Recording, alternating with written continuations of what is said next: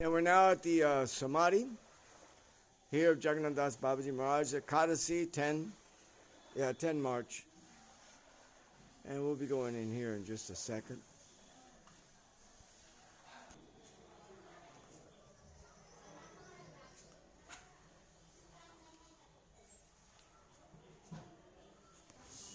Now this is where he sat and he chanted his rounds. Remember, he lived until he was 144. 144. Another amazing thing, if you calculate that, that is around the time that they allowed people to all again worship Mahaprabhu. So from the birth, from the disappearance date of Mahaprabhu around 1530s, up until 1770. Actually, it wasn't a written law until 1792. There was not allowed to be any worship of Mahaprabhu. They didn't specifically say it, but they said no male can be worshipped here in Navadvip. Every place else you could go all over the place and worship, but not here. And it's his birthplace. So it's very nice that around the time that they allowed again the worship to go, Jagannath Das Babaji appears. And then around 40 some years later, he's the one who points out the yoga pit. A very specific person.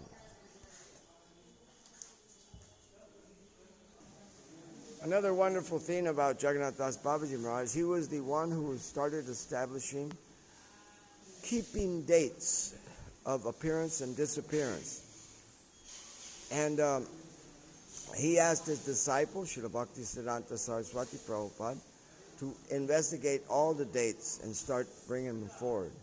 But there's one date that was difficult, and most people didn't even know about it, was the date of the appearance date of Vishnu Priya.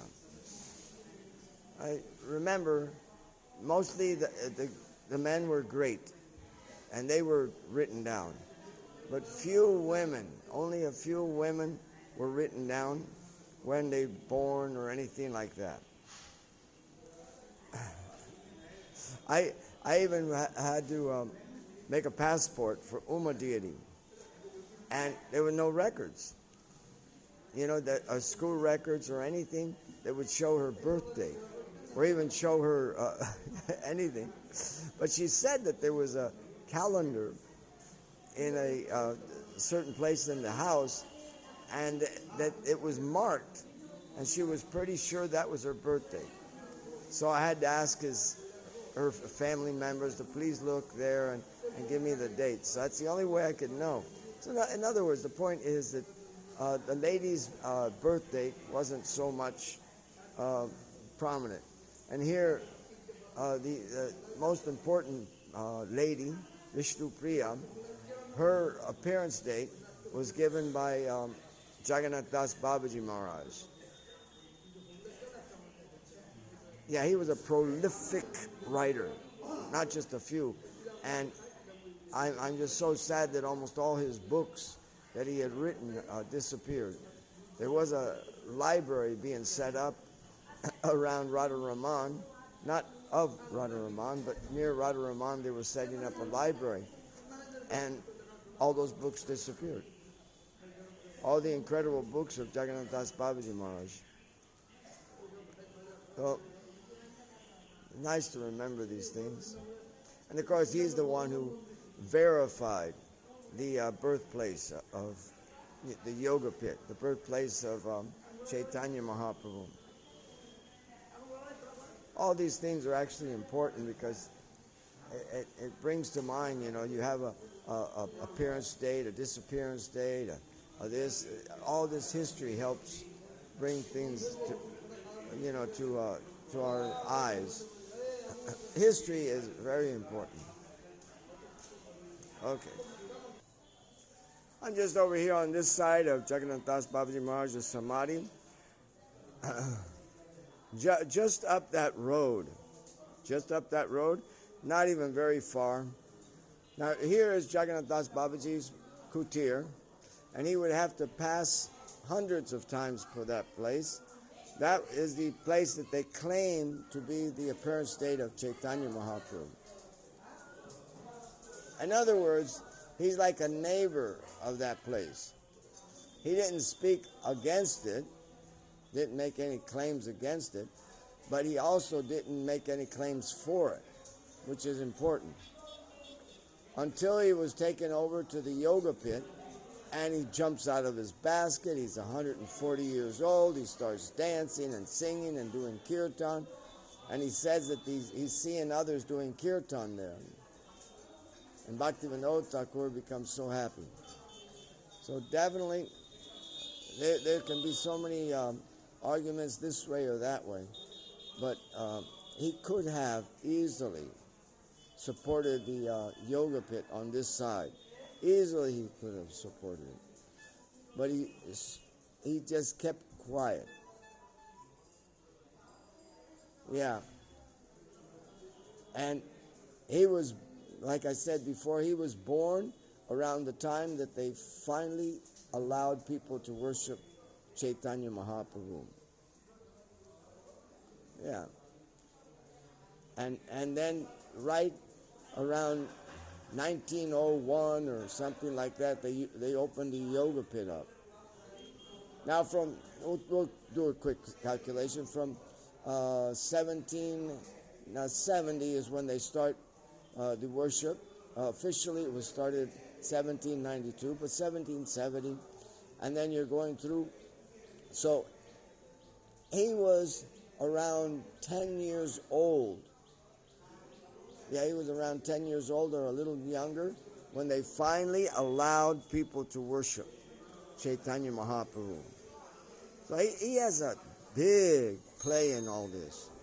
Not a small play, a big play. He's coming, appearing, and then later on he's establishing. Oh, he has a big play. So if he says that that's the yoga pit, there's no doubt about it, that's the yoga pit. Allow them to feel like this. What actually happened is, I'll try to do this quick. Okay. Chaitanya Mahaprabhu, just before he was leaving, he thought, I better go ahead and get somebody to help my wife do the puja, because my mother is too old. She's over 60 years old, and my wife will need somebody to help her do the puja. So he came over to this area, and there was a whole community of brahmanas, very well known. They're the same brahmanas that are in the Govindaji temple in Jaipur. They're the same brahmanas that are in the Govindaji temple here in Navadvip. Trying to remember the name of their caste. Okay, well, he went there and he got one young boy, Vamshi Vadanana, and he gave him shiksha. He gave him shiksha on how to do the worship, how to do the puja and everything. And he was not given diksha because he's already a brahmana doing puja and everything.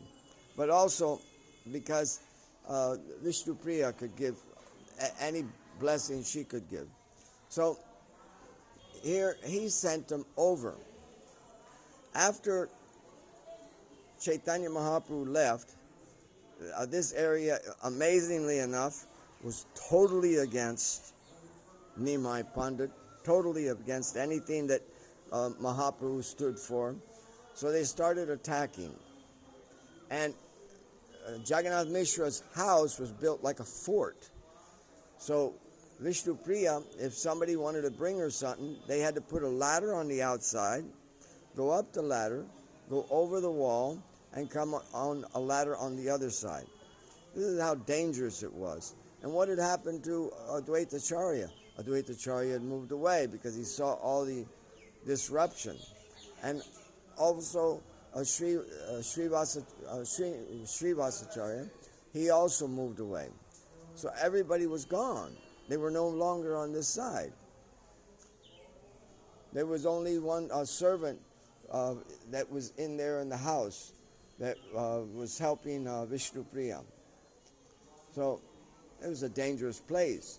So as soon as the time when Vishnupriya enters into the deity of Dhameshwaram, at that point the pujari said, I have to move out of here. So he brought, which was is logical, he brought the deity to this side. So from about, you're talking, 1532, and now you're talking, the deity's been worshipped over here on this side until 1770. At 1770, a very, very wealthy man, I don't know his full name, Govinda, he came here and he brought 100 workers, and he was going to make a big temple for Mahaprabhu, but nobody knew where Mahaprabhu had been. Nobody knew anything about Mahaprabhu. So when he got here, he said, okay, I'll just ask people and they'll tell me where Mahaprabhu is. So because the deity was on this side, everybody concluded, and they had done already, they had done a puja, for 200 and some years. So it pretty well decisive. It's decisive. Oh, he was born on this side. And so many people had come, during the holy time and everything. He was being worshipped, but in a hidden way. So everybody concluded, this is definitely the place. But it wasn't. So that's what caused the big controversy. Then he built a temple, 30 meters high. 30 meters high. He built it right on the banks of the Gangas. Okay? So he went through all that trouble. He took all his money. He dedicated everything. He builds a huge temple and everything. And a Ganga flood comes. And the Ganga flood removes the temple completely, every rock. The only thing they were able to find of the temple is some structures that they had put into the ground. That's the only thing they could find, the whole structure. And it's just amazing because it was made from red stone. Like the Rupa Goswami's Samadhi and, Radha Govinda. Radha Govinda is made of red stone. So he had brought all that, he brought all the workers, and they built it right here. And now it was gone. It's saying something, Yeah, it's saying something. For the Gangas to take away a structure like that, it's incredible. Okay, so that's the history of it. So the person who built, then everybody said, if we find any of that temple on this side, then it's for sure that Mahaprabhu was born on this side. And of course they found about, pretty deep into the mud, they found about big pieces of redstone. Because you're not going to find redstone around here. You don't build with redstone around here so much. Okay, so that's a little bit of why they're confused. So you can't really get mad at them. He was worshipped here for 200 and some years at the yoga pit. So you can't get upset. It's very difficult to do. Okay, I'll stop it there. The deity that Jagannath Das Babaji Maharaj actually worshipped was Gaur Gopal? Yeah, it's Gaura Gopala. Huh? Gaura Gopala. Oh, Gaura Gopala. Gaura Gopala ki jai. Oh, Haribol. This is personal deity of Jagannath Das Babaji Maharaj. Oh, really? Yeah. This is the Giriraj of Jagannath Das Babaji Maharaj. Giriraj of Jagannath Das Babaji Maharaj. Oh my God. Phew. Oh, Giridhari. Oh my God. Gaura Gopala. Gaura Gopala. Oh. Chota Gaura Gopala. And this Nityananda Balarama. Mahaprabhu. Nitai Gaura. and Radha Madan Mohan. Oh, Radha. Radha Govinda ji.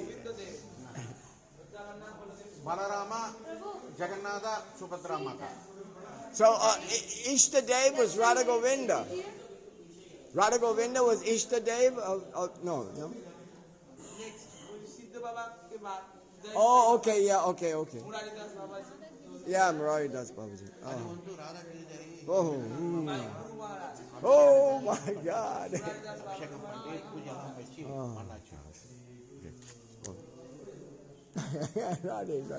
This one, huh? Oh. Jai Jagannath Das Babaji Maharaj, thank you very much, thank you very much, thank you very much. Well, that Pujari was really merciful. I've been here so many times asking somebody to allow me to see them. And now, and if I said Chaitanya Mahaprabhu, he got upset. No, we don't worship Chaitanya because that is the sannyas. We worship Gora. So they say this is Gora Gopal, not Chaitanya Gopal. Personal deity of Jagannath Das Babaji Maharaj.